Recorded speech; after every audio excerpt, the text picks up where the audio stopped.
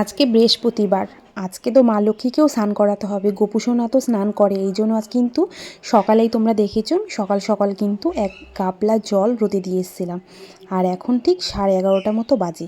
জল গরম হয়ে গেছে, দেখো জলটা এনে দিয়েছি আমি। এখন মা লক্ষ্মীকে প্রথম মা স্নান করিয়ে নিচ্ছে। প্রতি বৃহস্পতিবার করে মা লক্ষ্মীকে স্নান করিয়ে দেয় মা। আর এখন মা লক্ষ্মীকে আগে স্নান করিয়ে দিচ্ছে। দেখো গাবলার মধ্যে কিন্তু ফুল দিয়েছে, মা লক্ষ্মীকে কিন্তু ঘি মাখিয়ে স্নান করায়।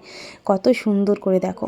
এমনিতেই যা ঠান্ডা পড়েছে, ঠান্ডা জলে কিন্তু স্নান করালে মা লক্ষ্মীর শীত করবে, এই জন্য গরম জল করতে দিয়েছিলাম সকালে। জলটাও গরম হয়ে গেছে আর দেখো মায়ের স্নানও হয়ে গেছে। এখন কিন্তু মাকে শাড়ির উপর দিয়ে সোয়েটার পরিয়ে দিচ্ছি। কেন বলো তো, যা ঠান্ডা পড়েছে এই জন্য কিন্তু একবারে সোয়েটার পরিয়ে মাকে সাজিয়ে গুছিয়ে সিংহাসনে বসিয়ে দিয়েছি। আর এখানে দেখো আমার গোপু সোনা এবার স্নান করবে। আর ওখানে ভোলানাথকেও স্নান করিয়ে দেওয়া হয়েছে। এখন গোপু সোনাকে স্নান করাতে হবে।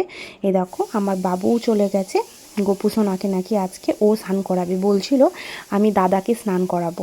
এই জন্য দেখো সোনা সোয়েটারটা খুলে দিল। এবার সোনাকেও কিন্তু ঘি মাখিয়ে স্নান করাবে। আর স্নান না করালে কেমন যেন লাগে, এই জন্য কিন্তু আমি সকাল সকাল ঠিক সকালে ছাদে চলে যাই জল রোদে দেওয়ার জন্য। সোনার হাতে একটু ঘি দিয়ে দিয়েছে মা। এবার বলছিল মা ভালো করে ঘিটা সারা গা হাত পায়ে মাখিয়ে দিতে। দেখো ঘিটা কিন্তু সারা গা হাত পাতে ভালো করে মাখিয়ে দিচ্ছে। তারপরে আমার সোনাই আজকে স্নান করাবে ওর দাদাকে। ও মাঝে মাঝেই কিন্তু এরকম বায়না করে যে আজকে আমি দাদাকে স্নান করাবো। এখন তো স্কুল ছুটি আছে, এই জন্য এখন বেশিরভাগ দিনই ও স্নান করায়। গোপালকে স্নান করানোর সময় কিন্তু দেখো একটু গোলাপের পাপড়ি ছিটিয়ে দিয়েছি। এবারে দেখো জল গরম, এরকম করে একটা ঘটির মধ্যে জল দিয়ে সোনায় স্নান করিয়ে দিচ্ছে ওর দাদাকে।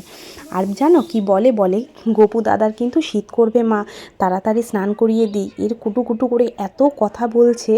আমি আবার বললাম দেখো সোনা জলটা গরম, বাবুর একটুও ঠান্ডা লাগবে না। এই দুষ্টু দেখো ওর দাদাকে এরকমভাবে স্নান করায়। তো স্নান করানো হয়ে গেছে। তোমাদের আমার এই ছোট্ট মিনি ব্লগটা কেমন লাগলো কমেন্ট করে কিন্তু অবশ্যই জানাবে বন্ধুরা। টাটা।